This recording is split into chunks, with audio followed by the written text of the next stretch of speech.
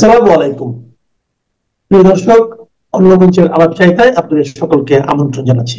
উদ্বেগ উৎকণ্ঠা প্রসঙ্গে শিরোনামটা যদি এভাবে বলি যে বাংলাদেশের আরো কাছাকাছি চলে এলো ভারতীয় সেনাবাহিনী, এইভাবেই আলাপটা করতে চায় যে বাংলাদেশ গত 15 মাসে আভ্যন্তরীণভাবে খুব করুণ অবস্থার মধ্য দিয়ে আছে এবং শুধু তাই নয়, নিরাপত্তা থ্রেটে পড়ে গেছে দারুণভাবে।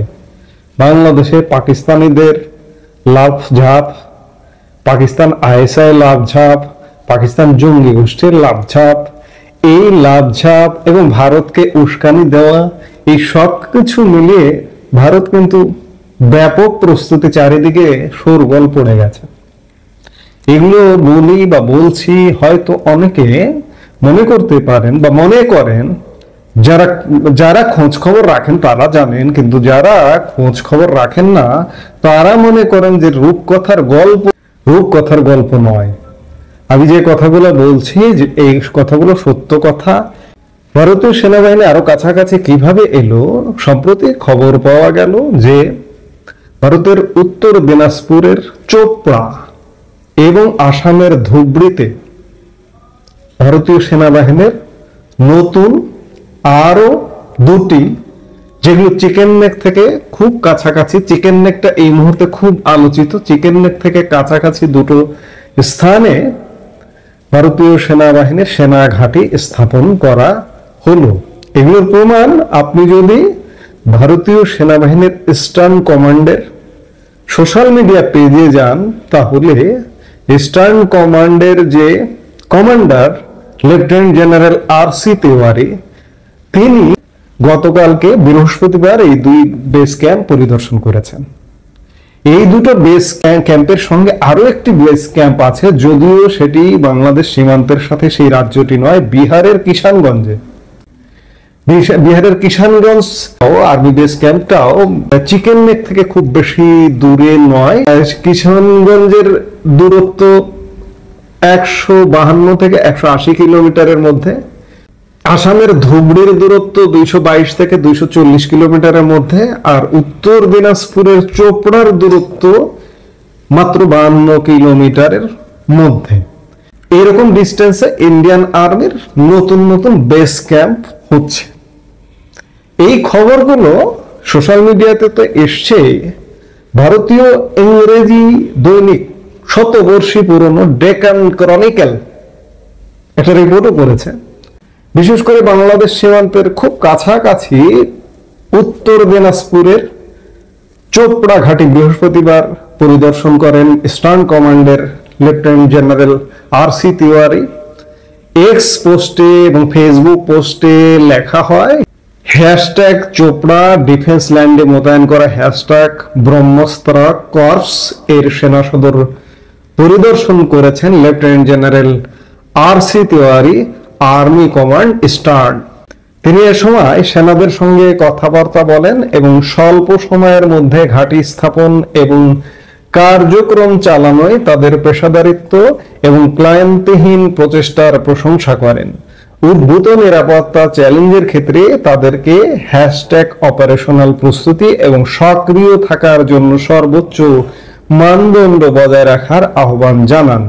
এতে আরো বলা হয়, আর্মি কমান্ড ইস্টার্ন এছাড়াও আলোচনা করেন চোপড়া আসনের এমএলএ হামিদুল রহমান ও অন্য বেসামরিক ব্যক্তিবর্গের সঙ্গে।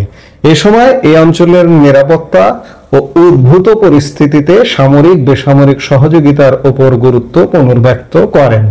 আসামের সীমান্ত এলাকায় কর্পসও পরিদর্শন করেন জেনারেল তিওয়ারি। এই সফরের সময় ইস্টার্ন আর্মি কমান্ডার আরো পর্যালোচনা করেন সীমান্ত এলাকায় অপারেশনাল প্রস্তুতি এবং অভ্যন্তরীণ নিরাপত্তা পরিস্থিতি। বুঝতেই পারছেন যে চিকেন নেককে কেন্দ্র করে ভারতীয় সেনাবাহিনী চারপাশ দিয়ে ঘিরছে। শুধু তাই নয়, বাংলাদেশ সীমান্ত দিয়েও ঘিরছে। কেন? এতদিন তো এমনটা প্রয়োজন হয়নি, আজকে কেন প্রয়োজন হচ্ছে? আজকে প্রয়োজন হচ্ছে বাংলাদেশে এই মুহূর্তে একটি ভারত বিরোধী সরকার আছে। এবং একই সাথে এই সরকারকে পৃষ্ঠপোষকতা করছে এবং এই সরকারকে দিয়ে উস্কানি তৈরি করছে এবং নিজেরা উস্কানি তৈরি করছে পাকিস্তান, যার দরুন ভারত সম্ভাব্য প্রস্তুতি কোন রকমের উস্কানি হলেই একদম ফাটিয়ে দেবে। ভারত তাদের পূর্ব সীমান্তে এত base camp, army base camp কেন করছে? এইসব আর্মি বেস ক্যাম্পের পেছনে টাকা পয়সা খরচ হয় না? খরচ হয়, বাড়তি খরচ করছে। বিশেষ করে বাংলাদেশের পরিবর্তিত পরিস্থিতিতে গত বছরের অগাস্টে বাংলাদেশ সরকার পতনের পর, এটি দখলদার সরকার আসবার পরে ভারতের আরো বেশি খরচ হচ্ছে পূর্ব সীমান্তকে কেন্দ্র করে। ভারতের অনেক সীমান্ত আছে, তো সেখানে তো কোনো পয়সা খরচ হয় না। নেপাল সীমান্তে তো কোনো কাঁটাতারের বেড়াও নেই, সেখানে পয়সা খরচও করতে হয় না। সেখানে বিএসএফ কতটুকু আছে সে ব্যাপারেও প্রশ্ন আছে। কিন্তু বাংলাদেশে এত নিরাপত্তা কেন? বাংলাদেশ এবং ওদিকে পশ্চিম সীমান্ত পাকিস্তান, এ দুটোর নিরাপত্তা এখন সমানে সমান করতে হচ্ছে। এটি ভারতের জন্য অবশ্যই বাড়তি চাপ এবং বাড়তি পয়সা খরচের ব্যাপার, বাড়তি বাজেটের ব্যাপার। কারণ 4000 কিলোমিটার ব্যাপী বাংলাদেশ সীমান্ত, এই বাংলাদেশ সীমান্তটাকে গভীর দৃষ্টিতে রাখতে হচ্ছে। ওদিকে পাকিস্তানের সীমান্ত, এই দুটো সীমান্ত, চীন সীমান্ত এখন খানিকটা স্তমিত, খানিকটা শান্ত, কিন্তু বিশেষ করে পশ্চিম সীমান্ত পাকিস্তান এবং পূর্ব সীমান্ত বাংলাদেশ, যারা যে পাকিস্তান এখন এটিকে পূর্ব পাকিস্তান মনে করে, এই দুটো সীমান্তে খুব বেশি জোর দিতে হচ্ছে ভারতের। বিশেষ করে চিকেন নেক নিয়ে ভারত বেশ পেরেশানিতে, কারণ পেরেশানি তৈরি করছে বাংলাদেশ এবং পাকিস্তান মিলিয়ে। সাম্প্রতিক সময়ে বাংলাদেশে পাকিস্তানি সামরিক তৎপরতা এবং বাংলাদেশের সামরিক বাহিনী পাকিস্তানে সবসময় থাকেই। পাকিস্তানে এই যে মুহূর্তে কথা বলছি এখনো আছে, এবং দুদিন পরে আপনারা জানেন যে পাকিস্তান নৌবাহিনী প্রধানও বাংলাদেশে আসছেন। এরকম চলছে। আবার পাকিস্তান থেকে অস্ত্র মাদক এনে ভরিয়ে ফেলানো হয়েছে বাংলাদেশে। গতকালকে চট্টগ্রাম পোর্টে পাখির খাবারের ঘোষণা দিয়ে মাদক আনা হয়েছে। পাকিস্তান থেকে বাংলাদেশে কি আসতে পারে? এই তুরস্ক থেকে, পাকিস্তান থেকে অস্ত্রের চালান আসছে। কাজেই বাংলাদেশ অরক্ষিত, মানে একটা জঙ্গলে পরিণত হয়েছে। এই জঙ্গল থেকে যদি কোনো রকমের উস্কানি তৈরি হয়, ভারত সাথে সাথে অ্যাকশনে যাবে। এ কারণে ভারত বাংলাদেশ সীমান্তের আরো কাছাকাছি এবং কৌশলগত, ভারতের কৌশলগত ভূমি শিলিগুড়ি করিডোর বা চিকেন নেককে কেন্দ্র করে মিলিটারি বেস ক্যাম্পের সংখ্যা আরো বাড়াচ্ছে এবং শোনা যাচ্ছে এটি নাকি আরো বাড়বে, আরো বিভিন্ন জায়গায় এখানে ছড়িয়ে দেওয়া হবে। কারণ ভারত নিরাপত্তার প্রশ্নে ভারত এতটাই উন্নতির দিকে ধাবিত হচ্ছে, এই উন্নতির জায়গায় যদি কেউ কোনো রকম নিরাপত্তা থ্রেট ক্রিয়েট করে তাকে ছাড়বে না। পাকিস্তানকে গত মে মাসে দেখিয়ে দিয়েছে। আজকে হয়তো বাংলাদেশকেও নিয়েও ভারত হয়তো অপেক্ষা করছে যে বাংলাদেশ থেকে, বাংলাদেশের দিক থেকে কোনো রকমের একটা কোনো ঘটনা ঘটলে সেটিকেও সাইজ করে দেবে। আমাদের জন্য এগুলো দুর্ভাগ্যজনক। আমরা সত্যিকার অর্থে একটা দুর্ভাগ্যজনক পরিস্থিতির মধ্যে ঢুকে গেছি। এখান থেকে বের হতে হবে, নইলে আমরা প্রতিবেশীরাও পাশাপাশি গায়ে গা লাগিয়ে শান্তিতে বসবাস করতে পারবো না। শান্তির কথা বললাম, আমার এই মুহূর্তে বাংলাদেশের রাষ্ট্র ক্ষমতায় শান্তির নোবেলধারী, কিন্তু অশান্তির আগুনে বাংলাদেশের মানুষকে দাউ দাউ করে পুড়িয়ে মারছে। যাই হোক, ভারতের সেনাবাহিনী আমাদের কাছাকাছি চলে আসছে। এর শেষটা কোথায় আমরা এখনো জানি না, কেউ জানে না, কেউ বলতে পারে না। আমরা নিশ্চয়ই শেষটাও দেখব। গত কয়েকদিন ধরে তুমুল আলোচনা ও বিতর্ক চলছে এই নিয়ে যে বাংলাদেশের উত্তর সীমান্তে, ওটা ভারতেরও উত্তর সীমান্তে, ভারতের পশ্চিমবঙ্গের উত্তর সীমান্তে, সেখানে চিকেন স্নেক সংলগ্ন এলাকায় ভারত বাংলাদেশের 62 কিংবা 60 কিলোমিটার ভেতরে ঢুকে গেছে। কেউ বলছে 62, কেউ বলছে 60, কেউ বলছে 50, যে যার মতো এক একটা সূত্র এক একটা অঙ্ক সংখ্যা বলে দিচ্ছে। এই খবরের উৎস গ্লোবাল গভর্নেন্স নিউজ নামের একটি সদ্য গজানো ওয়েবসাইট, তারা যাচাই না করেই দিয়েছে এই খবরটি। সেটা তারা নিজেরাই বলেছে যে যাচাই না করে দেয়া হচ্ছে। আর তার ওপর ভিত্তি করে ভারত ও বাংলাদেশের সোশ্যাল মিডিয়াতে যাকে বলে একেবারে তুফান উঠেছে। এই খবর যে অন্তত এই মুহূর্তে, কথাটা আমার আরেকটু খেয়াল করতে বলছি, এই মুহূর্তে এই খবরটি যে একেবারে ভিত্তিহীন সেটি আমি 3 দিন আগে একটি ভিডিওতে স্পষ্ট করে বলে দিয়েছি, একেবারে যুক্তি তথ্য সব কিছু দিয়ে। খেয়াল করে দেখবেন আমি বলেছি এই মুহূর্তে 50 কিংবা 52 কিংবা 60 কিংবা 62 কিলোমিটার যেটাই হোক বাংলাদেশের ভেতরে ঢুকে গেছে ভারত। এই খবর একেবারেই সত্যি নয়, সত্যি হতে পারে না অন্তত এই মুহূর্তে। কিন্তু এটা কি কখনো মানে ভবিষ্যতে কখনো সত্যি হবে না? অবশ্যই হতে পারে। শুধু যে শিলিগুড়ি করিডর বা ভারতের চিকেন স্নেক সংলগ্ন অঞ্চলেই যে শুধু এই খবরটা সত্যি হতে পারে তা নয়, সত্যি হতে পারে বাংলাদেশের অন্য অংশেও, অন্তত কমপক্ষে একটি অংশ তো বটেই। তার নাম পরে বলছি। কবে, কখন এবং কিভাবে সত্যি হতে পারে এই খবর ভবিষ্যতে, সেটা নিয়েই এখনকার আলোচনা। বাংলাদেশের মানচিত্রটার দিকে একবার তাকান। মাথা হিসেবে যে জায়গাটা বাংলাদেশে দেখছেন এটা রংপুর ডিভিশন।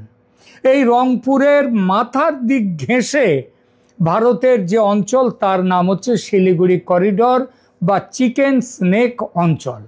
যে জায়গাটি দৈর্ঘ্যে ঠিকঠাক হলেও প্রস্থে মানে চওড়াতে খুবই কম, কোথাও কোথাও 20 কিলোমিটারের পর্যন্ত কম।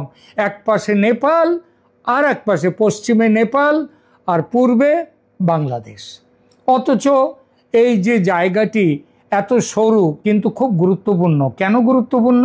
কারণ ভারতের উত্তর পূর্বের সিকিম সমেত, সিকিম ছাড়া যে 7 রাজ্য তাদেরকে মেনল্যান্ড ইন্ডিয়ার সঙ্গে যুক্ত করেছে এই সরু জায়গাটি। রংপুর ডিভিশনের দিকে আরেকবার তাকান। মাথার ঠিক নিচে গলার মতো একটা জায়গা আছে। এই জায়গার পশ্চিম গায়ে ভারতের দিনাজপুর। আরও পরিষ্কার করে বললে ভারতের সীমান্তবর্তী জায়গাটার নাম হিলি। আর পূবে একদম ওপাশে, মাঝখানে বাংলাদেশ, একেবারে ওপাশে সেখানে রয়েছে ভারতের মেঘালয় রাজ্যের গারো পাহাড়। গারো পাহাড়ের তুরা বলে একটি জায়গা। উত্তর পূর্বের রাজ্যগুলোর সঙ্গে সংযোগ বাড়াবার উদ্দেশ্যে ভারতের বেশ কয়েকটি প্ল্যান আছে।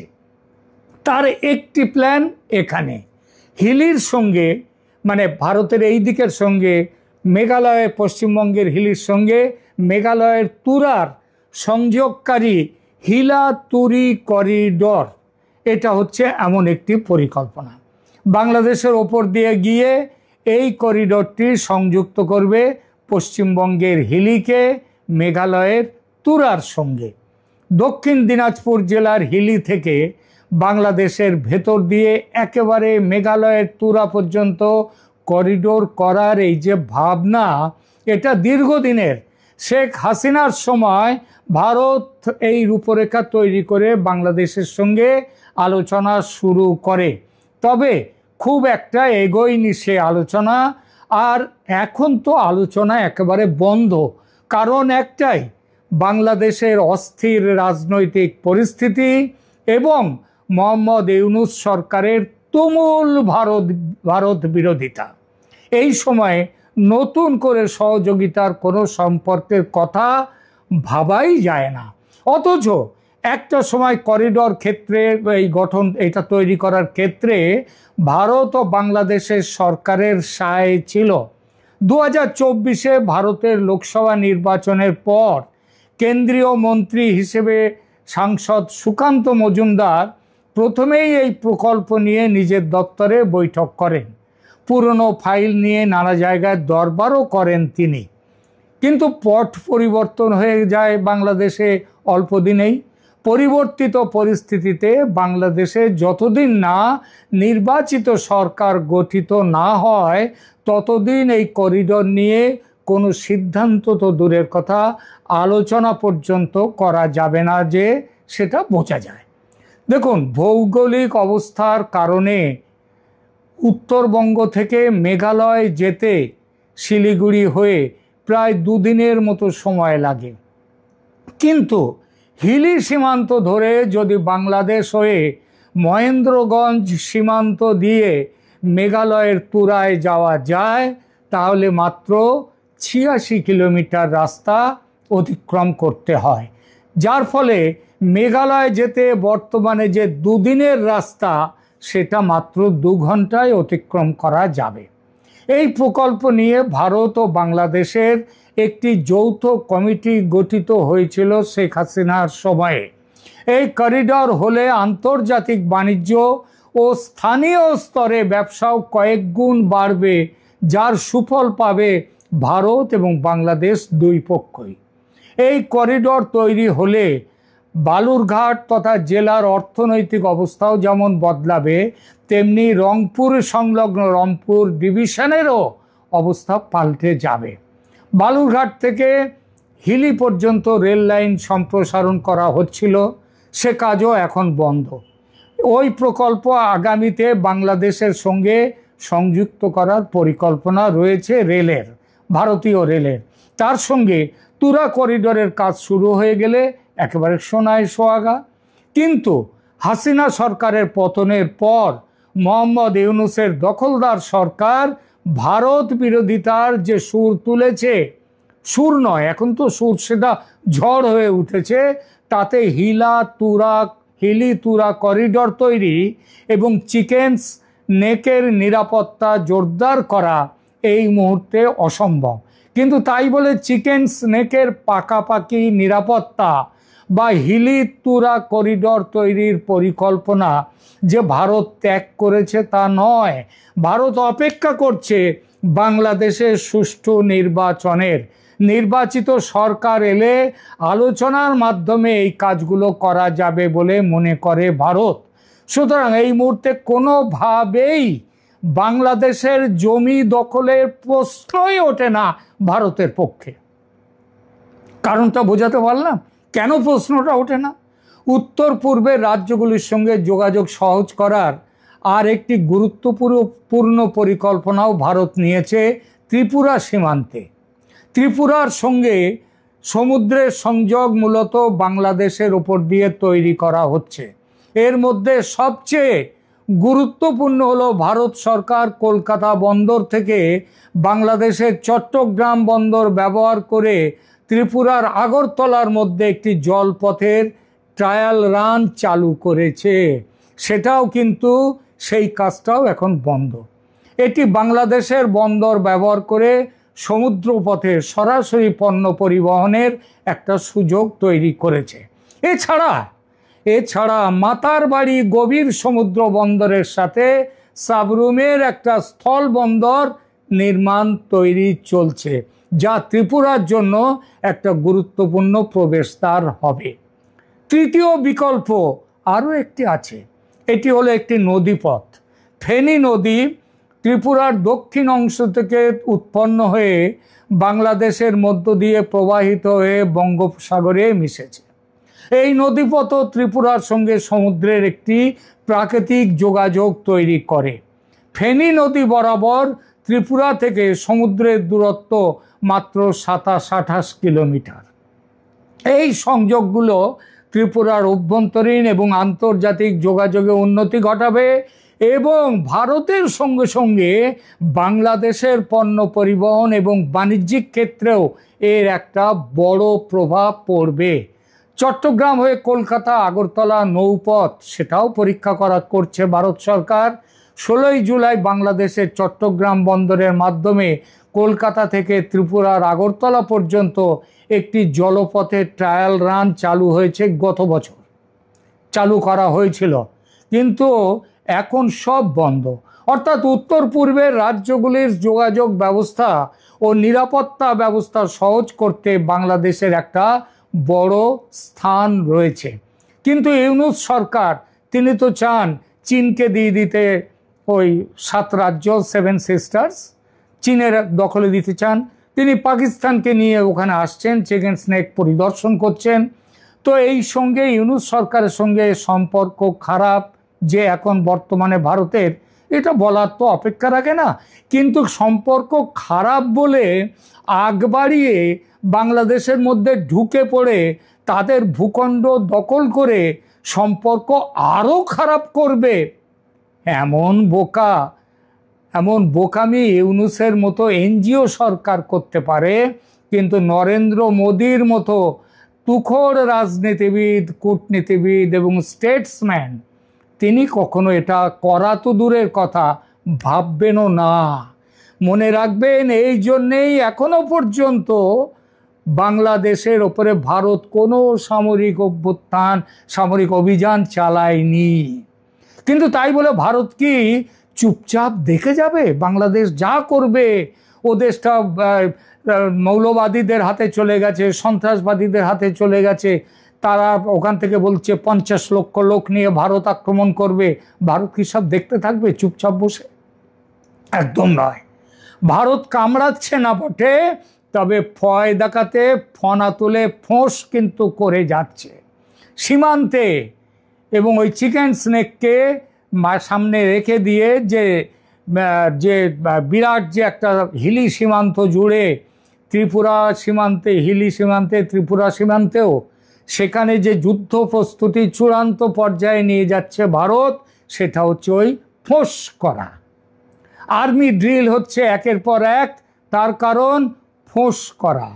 সাবধান, নোটাম জারি হয়েছে একটা কারণ ফোঁস করা। কিন্তু ফোঁস যদি না কাজ করে তাহলে অপেক্ষা করে লাভ কি? আর কিসের বা অপেক্ষা করছে ভারত? বাংলাদেশের নির্বাচনের অপেক্ষা করছে ভারত। পরিষ্কার জেনে রাখুন, ফেব্রুয়ারির নির্বাচন, তার নোটিফিকেশনের অপেক্ষা করছে। সেই নোটিফিকেশান এলে দেখবে আওয়ামী লীগ তার উপর থেকে নিষেধাজ্ঞা তুলে নেওয়া হয়েছে কিনা, আওয়ামী লীগ নির্বাচনে প্রতিদ্বন্দ্বিতার সুযোগ পাবে কিনা। যদি না সুযোগ পায়, যদি আওয়ামী লীগকে বাইরে রেখে নির্বাচনের প্রস্তুতি হয়, তাহলে জেনে রাখবেন গৃহযুদ্ধ শুরু হয়ে যাবে দেশে। এবং তখন অর্থাৎ গৃহযুদ্ধ, সেই পরিস্থিতি এলে ভারত নেমে পড়বে তার খেলায়। খেলাটা কি? শুধু রংপুরের 50-60 কিলোমিটার দখল নয়, কিংবা ত্রিপুরা থেকে ফেনী নদী বরাবর সমুদ্র পর্যন্ত ওই 28 কিলোমিটার কাটা কেটে দেয়া নয়। এটা তখন ওটা 28 কিলোমিটার কেটে দিলেই চট্টগ্রাম বিচ্ছিন্ন। ওদিকে রংপুরের নিচের গলার দিকটা দেখুন, ওখান দিয়ে যদি একবারে গাঢ় তুরা থেকে, হিলি থেকে তুরা পর্যন্ত ওই লাইন টেনে দিলে রংপুর বিচ্ছিন্ন।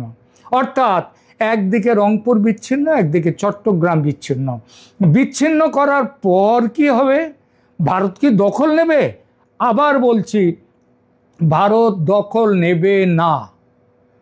ওটা গৃহযুদ্ধ হবে, এবং গৃহযুদ্ধের একটি পক্ষ তারা রংপুরে আলাদা দেশ গঠন করতেও পারে, যদি না বাংলাদেশের বর্তমান শাসকদের কাণ্ডজ্ঞান বলে কিছু হয়। এবং সেই কথাও চলছে, কথা উঠে গেছে ইতিমধ্যে। তেমন পরিস্থিতিতে রংপুর যদি বিচ্ছিন্ন হয়ে আলাদা দেশ হয়, সেই দেশের শাসক হবেন হাসিনা পুত্র জয়। অবাক হবেন না কেউ? এমন ব্যবস্থা চট্টগ্রামেও তৈরি হতেই পারে। ইউনূসের ওই যে বড় গরম হয়ে বলেছিলেন, we are the only guardians of the ocean, সেই হুঙ্কার পাল্টে গিয়ে তখন হবে Bangladesh is a landlocked country, সমুদ্রে যাওয়া বন্ধ। বাংলাদেশের শাসকদের কাণ্ডজ্ঞানের উদয় হোক। ভারতকে ভয় দেখিয়ে, লোভ দেখিয়ে নির্বাচন বন্ধ করার ধান্দায় দেশটার সর্বনাশ করবেন না। এখনকার মতো এখানেই রাখছি। ধন্যবাদ।